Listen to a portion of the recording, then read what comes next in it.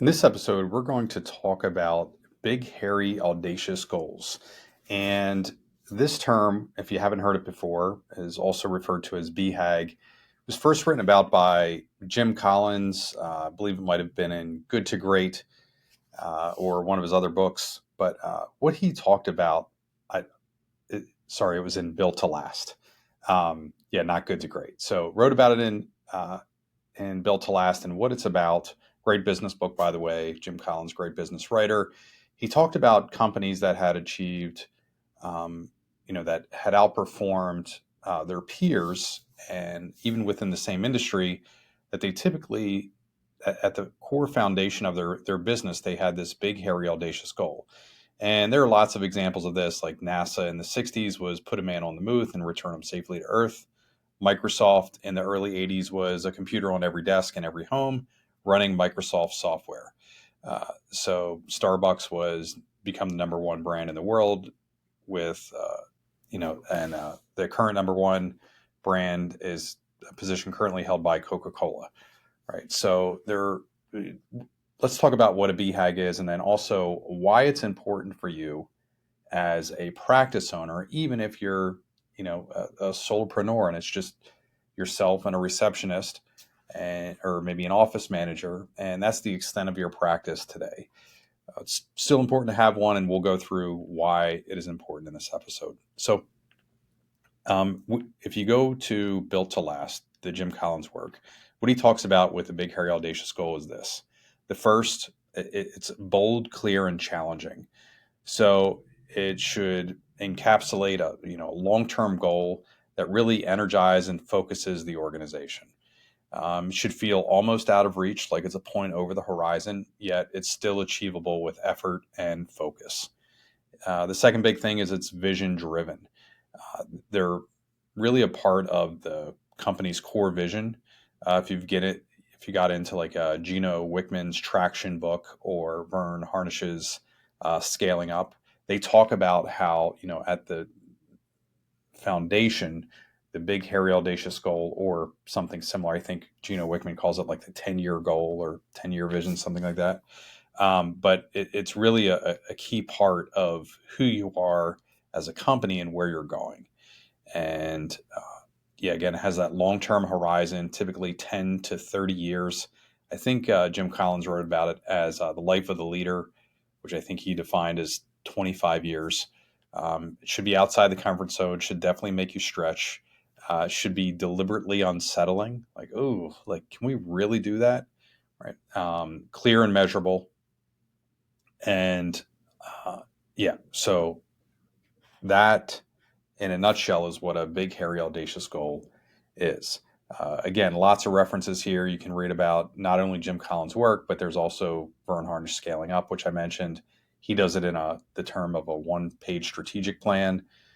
Gino Wickman, Traction, which many of you are familiar with, they have a 10-year target. Simon Sinek, Start With Why. He talks about something very, very similar. Patrick Lencioni wrote about it in The Advantage. And John Doerr in Measure What Matters, where he talks about OKRs, all very similar. It's that big idea of like setting big, ambitious targets for your group that helps you focus and move in the right direction. Jeff Bezos with Amazon, if you go back to that first annual letter that he wrote back in 1997, it was the everything store, right? Or, and you can read pretty much everything that they were doing was driving towards online retail. So, we talked about the BHAG. The next thing that I want to get into is how we can apply this to our private practice. What's in it for us? What pitfalls do we have? And then I actually have a Big Hairy Audacious Goal myself, and I want to share that with you here. And really, this is just going to be the first step in our journey. I want to give you a behind the scenes look at what we're doing to build our practice. And today, I think the last valuation that we had done for our practice was $20.8 million. We also have a Big Hairy Audacious Goal of where we're going. We'll call it 7 years down the road, which really will give us a 20-year runway from when we first started the journey. So I want to start with what is in it for us. A Big Hairy Audacious Goal isn't just for Fortune 500 companies, and they are essential for us. And here's why. The first thing that it does is it really creates alignment across your team and your marketing or your positioning. So, for example, in my private practice, Matt and Gilbert PT, and yeah, just full transparency, I have 8 or 9 partners here within our practice. We have 6 locations, and within our marketing and our positioning, when we look at our Big Hag BHAG, it's to and we have a year goal that we're working towards, but we want to be the number one physical therapy service provider in Central Pennsylvania, as measured by graduated patients. Now, having said that, we have the headquarters of the largest rehab provider in the country, Select Medical. They're about 13 miles away from where I'm recording this right now, and they have a lot of offices here. We also have Upstream, also known as Dreyer. They are in our area as well, and the former Dreyer headquarters is about 6 miles away. Speaking of Dreyer, they have a new company.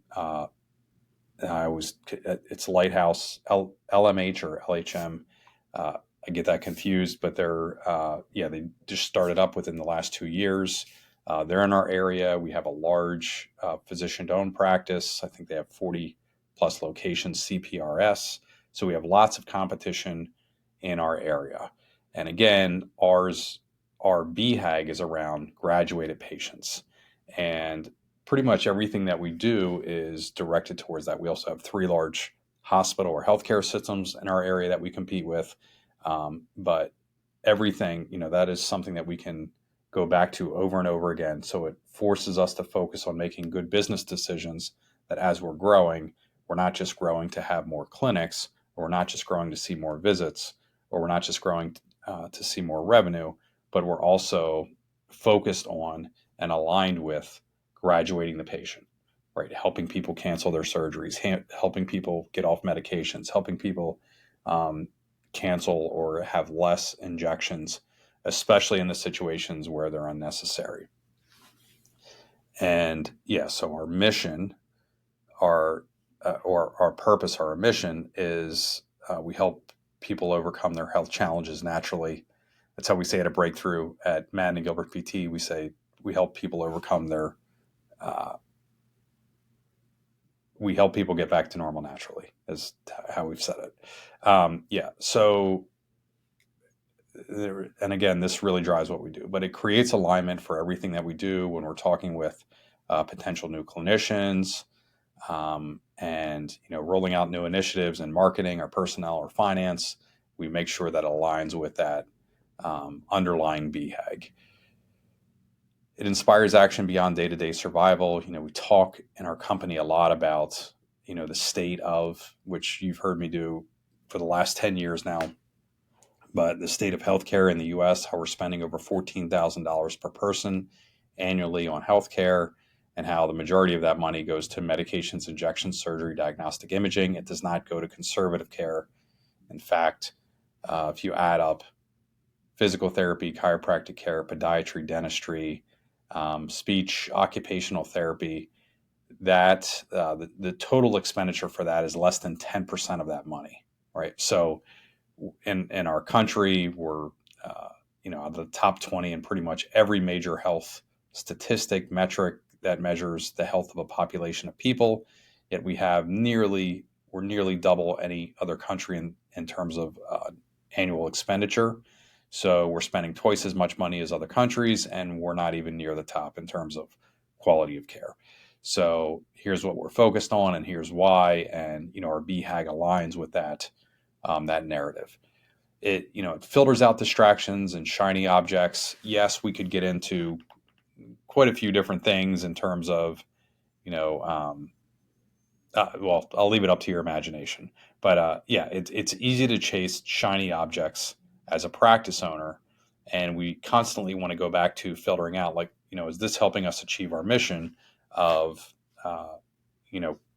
being number one in our area for graduated patients, right? So, for example, let's say we wanted to open up a gym, or massage or a stretch lab or something like that. We can quickly say no to those things if they're not, when they're not contributing to our big, hairy, audacious goal.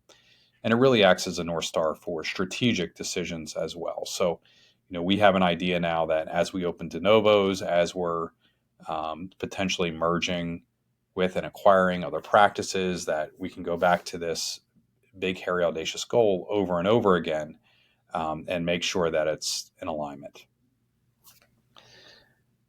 Common challenges that we have as practice owners in terms of creating a big, hairy, audacious goal. The first one is I'm too small to think that big. Well, Ford, when he was taking, if you go back to Henry Ford, taking apart, I think he took apart a car and then rebuilt it. And he had a dream, a vision of what he was going to do in the future. But at that time, people just thought he was, a crazy farmer, mechanic, or whatever he was, that was taking apart a car and then rebuilding it, right? And then, he came up with the assembly line and some other things that were pretty transformative with regards to manufacturing, mass producing automobiles. It's the same thing with probably the most famous big thinker of our time that everybody talks about because he's very polarizing is Elon Musk. Think about what he's done not only with SpaceX, but Tesla has done with solar, and then prior to that, at PayPal with digital transactions. And would you go back to any thinker, anybody that has done anything fairly dramatic, Bill Gates early on, Jeff Bezos early on, anybody like that at all, and say, you know what, you're really too small to do that? You probably won't do that because you know the result of what happens today. However, that's very easy to fall into. And I can remember years ago, I might have been 1 year in practice. So this is 20 plus years ago. And we had at the time a scheduling receptionist, a billing receptionist, and one PTA, and I was the only PT. And we did this weekly staff meeting.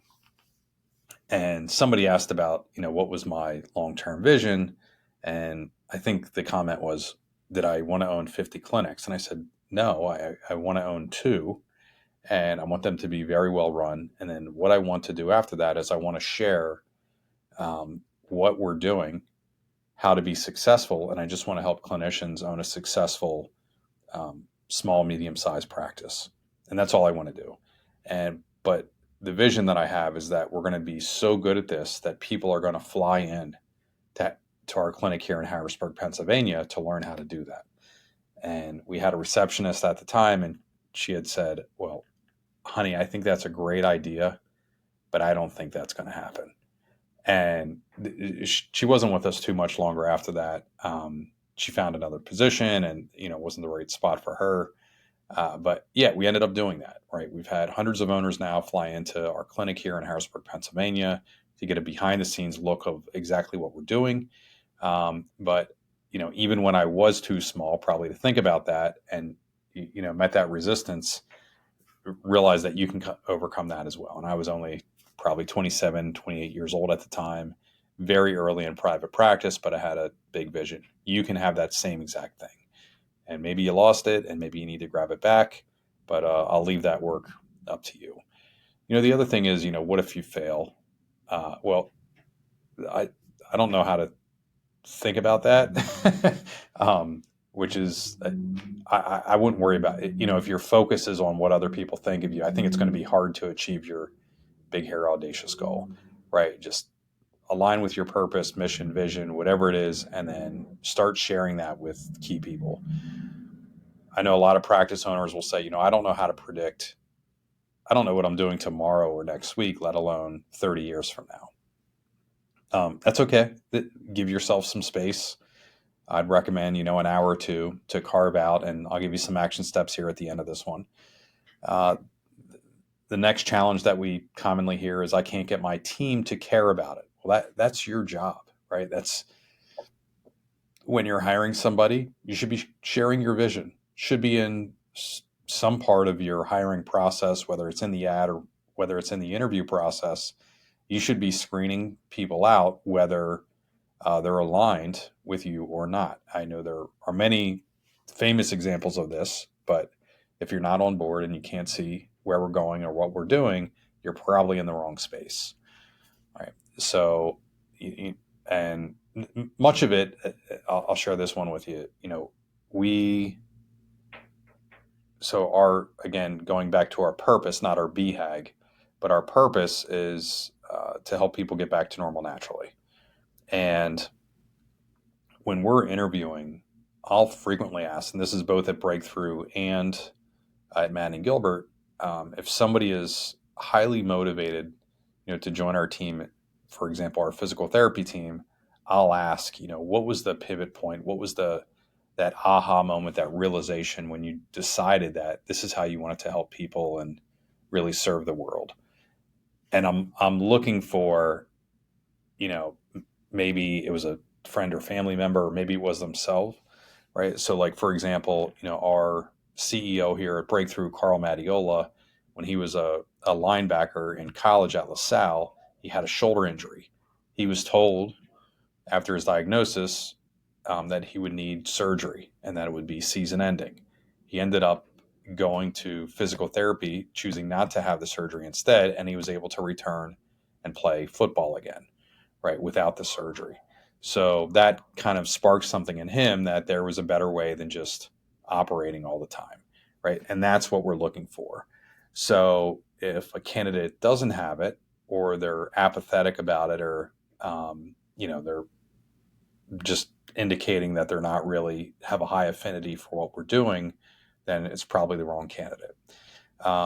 So that helps. The other one is we constantly in our weekly staff meeting, anytime that we have a patient who says, I canceled my surgery, right? That's just very sweet music to us. We make a big deal out of it. We throw that person a parade. We throw the therapist a parade.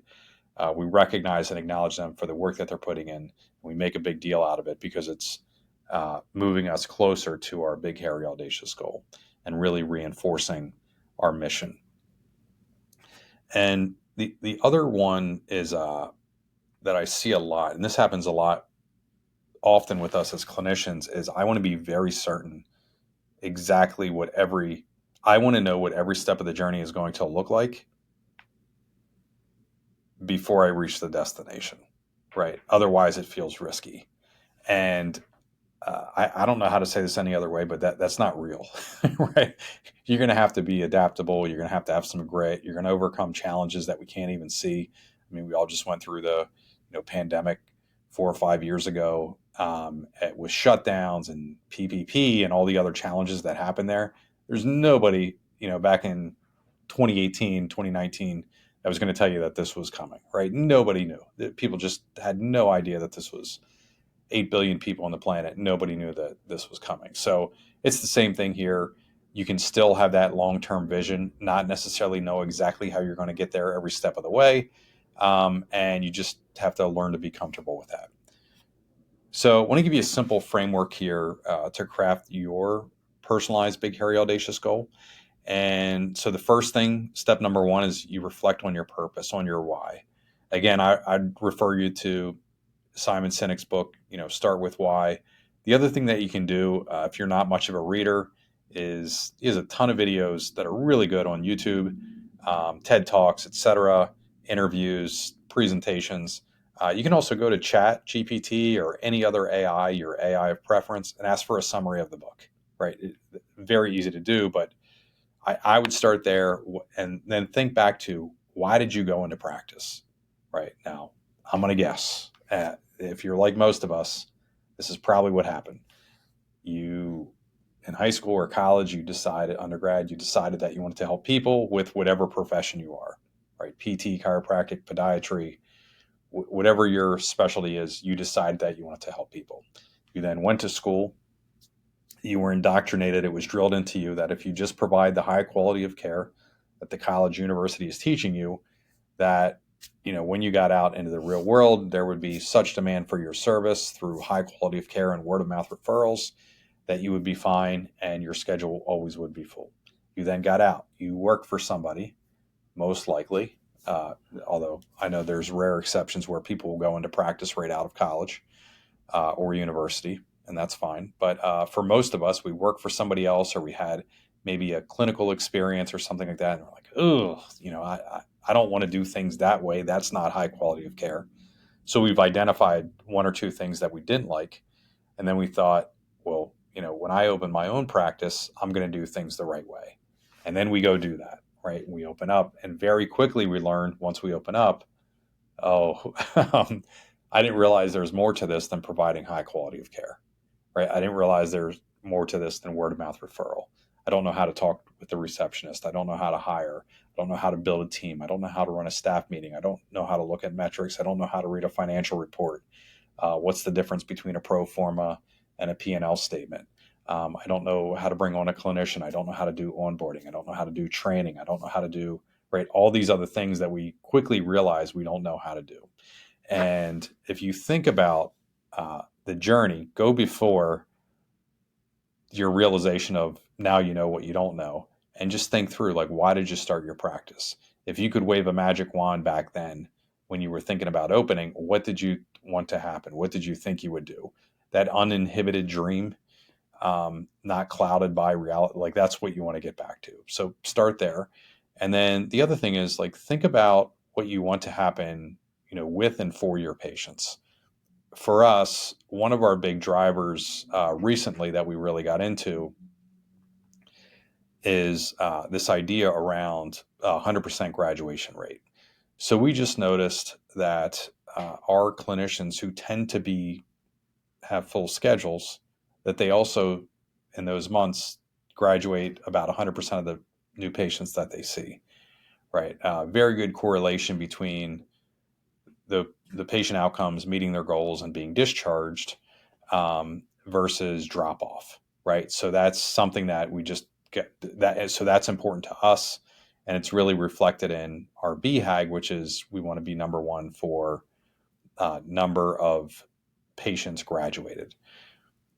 The second thing to do in the homework here is to define your impact. So it might be number of lives touched, might be practices owned or supported, maybe, excuse me, I'm going to stay. Clinicians mentored or graduated. Maybe it's number of clinicians.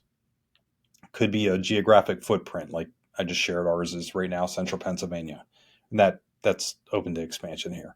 Could be profitability or valuation milestones. However you define your impact, I want to share something with you.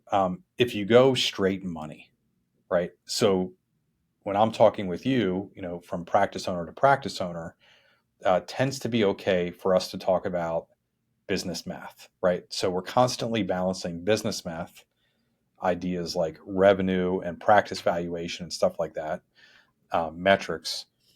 We're constantly balancing business math with relationships. And it's relationships with our team, relationships with our patients, relationships with our community, right? So most of us as clinicians were oriented that we're very heavy on the relationship side. However, if you have 100% relationship and 0% business math, you're out of business pretty quick. You're not going to make it long, right? If you're the opposite way and you're 100% business math and 0% relationships, you're not fun to work with, and you're going to repel really good people, right? So our challenge as a practice owner is we're constantly balancing those two things.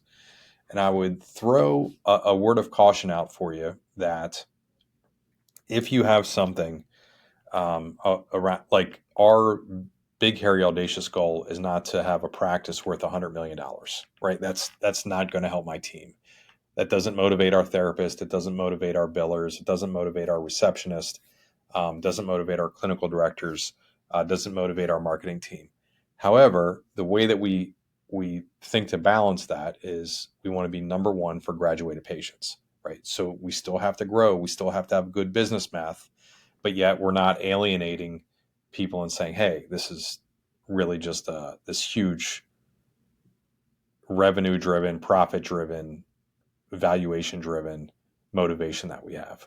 We really and truly hire people that are good at the relationship side across the board, for that reason. So realize you want a Big Hairy Audacious Goal that's balanced.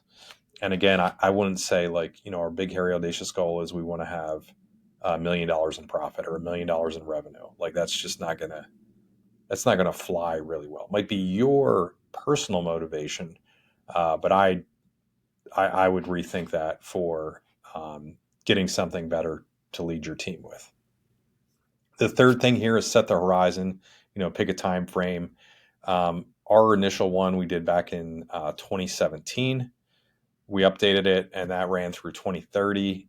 We are going to amend one right now and go until the year 2032. And I have something very specific that I think we can hit by 2032. But it's kind of crazy if you go back to what we said in 2017 in a 13-year goal.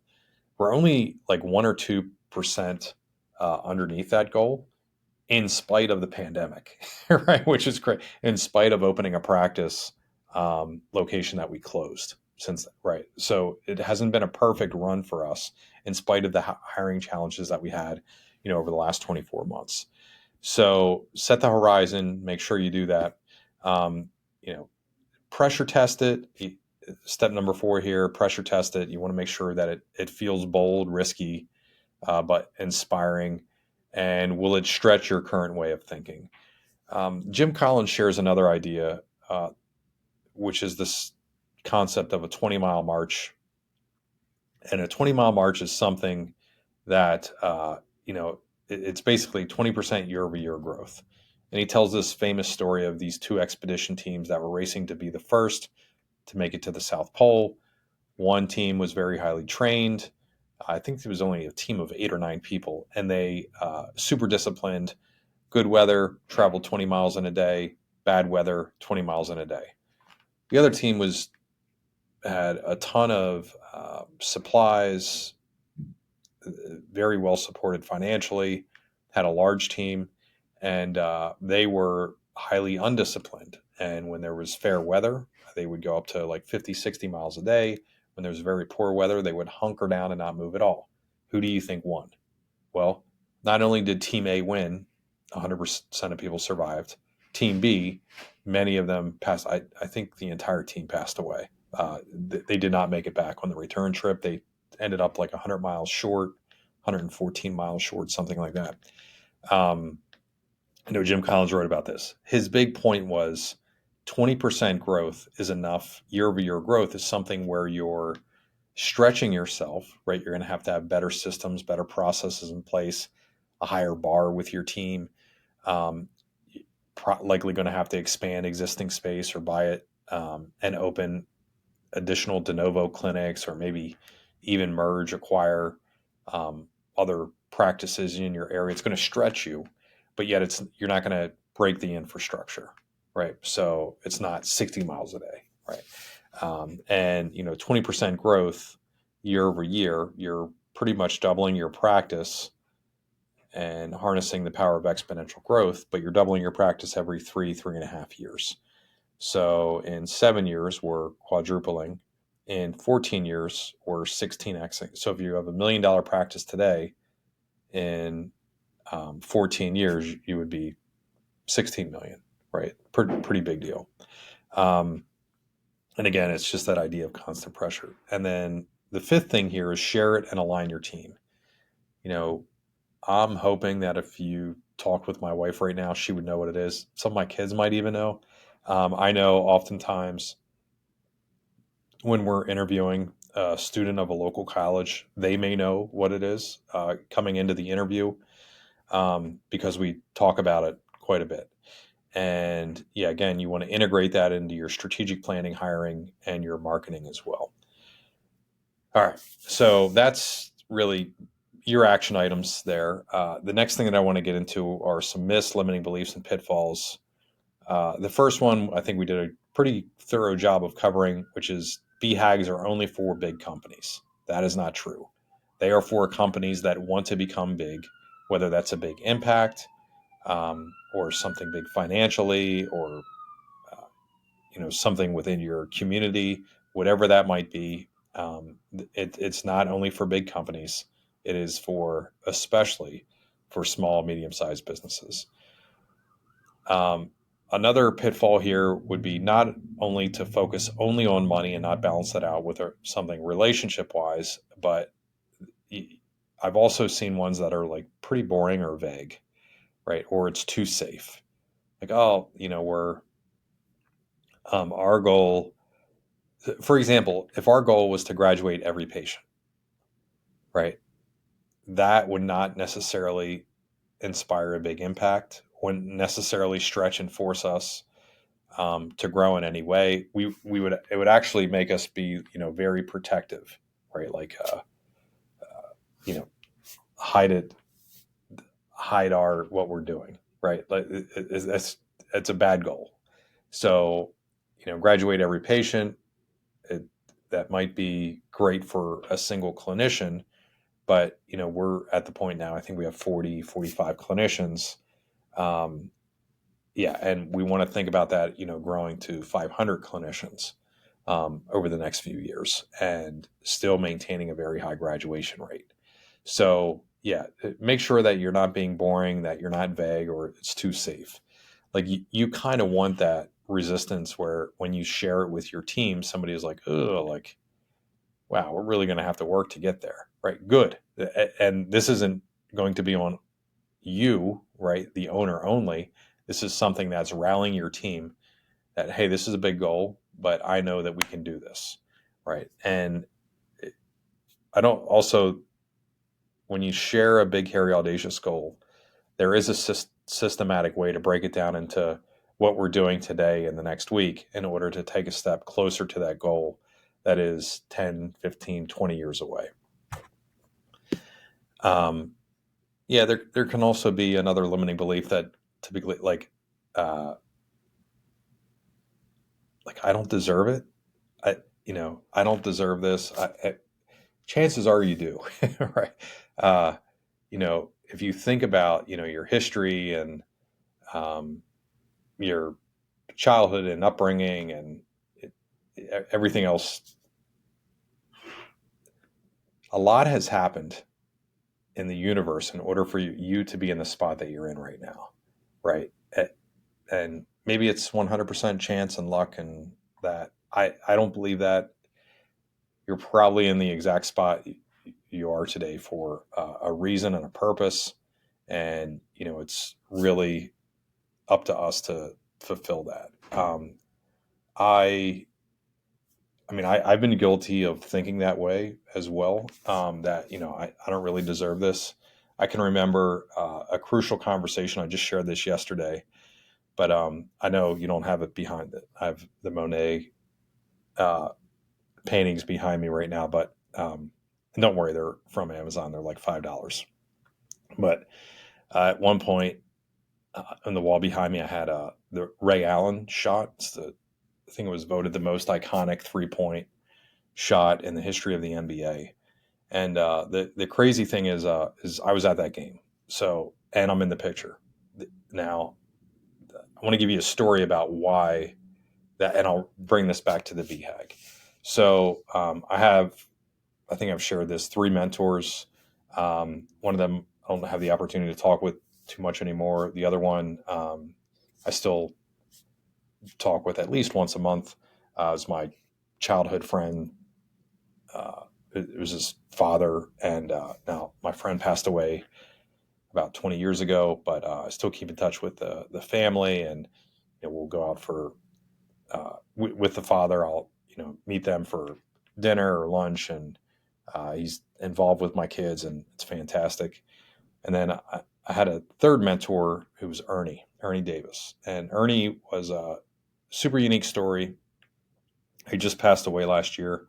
I think he was 93, 94 years old. And Ernie was amazing. Was one of the first black insurance salesmen in the country to underwrite $1 million, and he did it on the first 9 months of his first insurance job, and it was in like Time Magazine, Ebony, everything else. And it was just a chance meeting I had with him as I got out of school, and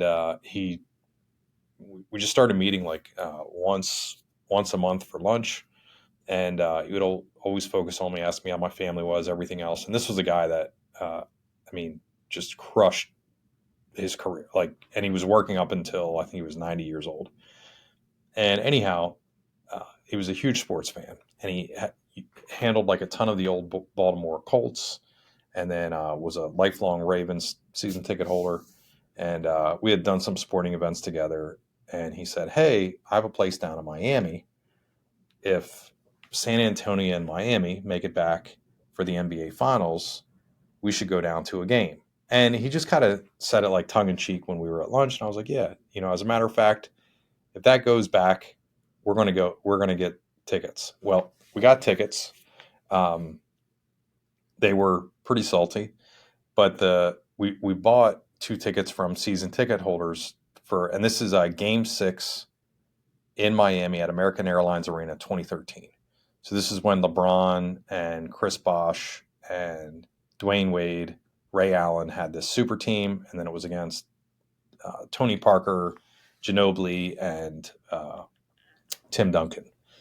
And anyhow, so we go to the game.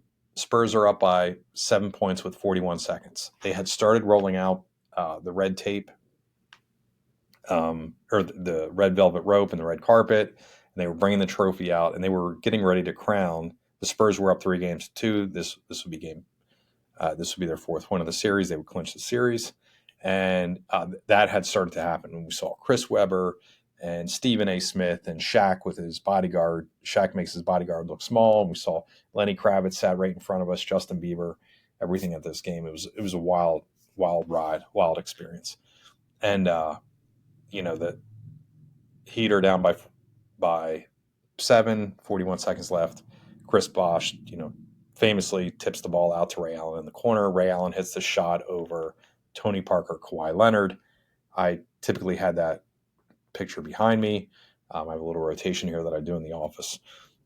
Anyhow, I never knew we were in that picture until Ray Allen retired. And then I was like, "Hey, we were at the game. I wonder if we're in the picture." And then I saw Ernie's red shirt, and I was like, "Oh my gosh, we are in the picture. That's crazy."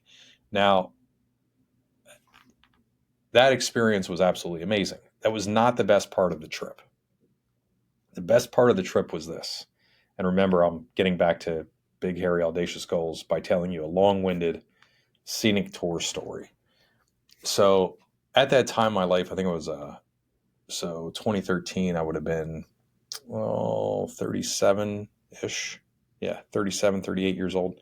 And I had 4 real estate buildings, I think over 40,000 square feet commercial space. And I was like, I've been offered to sell my practice. I'm going to sell my PT practice, and I'm just going to do this real estate thing. And at the same time, I had just met Carl the year before, and I had started doing like a couple webinars and working with practice owners regards to marketing. And this is like before Breakthrough even was Breakthrough. So trying to figure that out. And, that was starting to come to fruition.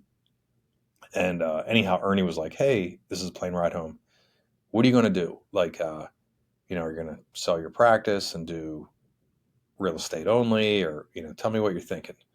And I said, "You know what? I think I'm going to cash in my chips, and I'm just going to live off the, making X amount of dollars a month with the commercial real estate. That'll continue to grow. I'll just manage that, but won't really have to work anymore.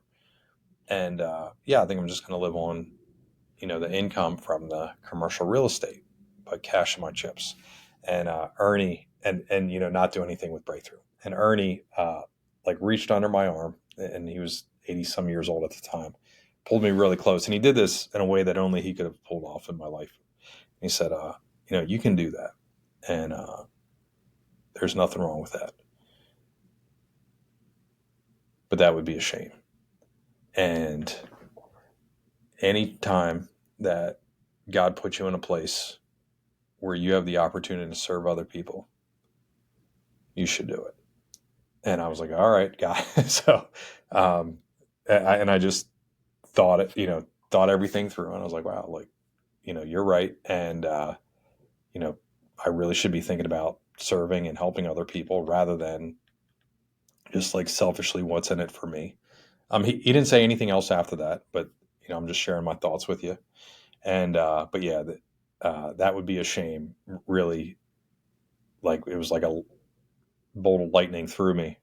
And, just crushed my immature thinking pretty quick. And yeah, so then, the conversations that I had with him long term, and it was also, I circled back with Carl and had the conversation with him, is like, okay, like I don't know how to do this today, but I'll figure it out.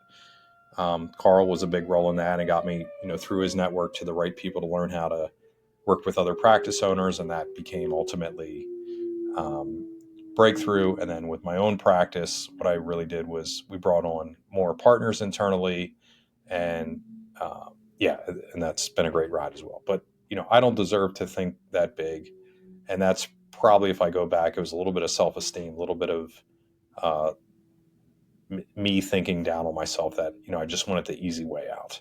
And I will, whatever situation you're in, anytime you get the opportunity to serve, I mean, it's the right thing to do. I know you'll feel much better about your life long term. Um, yeah, the other myth that I'll talk about here is you definitely can think about community impact, right? Most of us have, we opened up in the community because we wanted to serve that community and leave a big impact, leave a legacy within that community. Your big BHAG can include that as well. And yeah, so wanted to do a recap for you here and wrap this up. So quick, your homework: draft up your first big, hairy, audacious goal. You don't have to overthink it. If you'd like to share it with me, you can absolutely do that.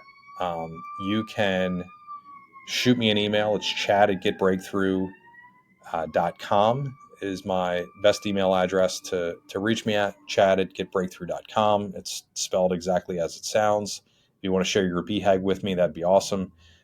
Share it with your leadership team. If you have partners, or if you have a spouse at home or partner at home, I'd share it with them. Like, here's what I'm working on. This is what we want to do. And use it to filter at least one decision, right? So if it's hiring, or if it's your next strategic thing, or you're thinking about adding cash-based services or whatever it might be, use your BHAG once you have it established to filter through and think through at least one decision. And yeah, the other thing that would be helpful in the email, I'm pressure testing this right now, but would love your feedback. Would it be valuable to you? And I know I shared a lot of our journey from basically a $2 million practice to 20 million. Would it be valuable to you to share what we're working on with personnel, so team building, marketing, finance, operations, as we build from a $20 million practice to a $100 million practice? If so, again, you can shoot me an email, chad@getbreakthrough.com. Otherwise, hope you enjoyed this message and episode, and I'll see you in the next one. Thanks, everybody. See you.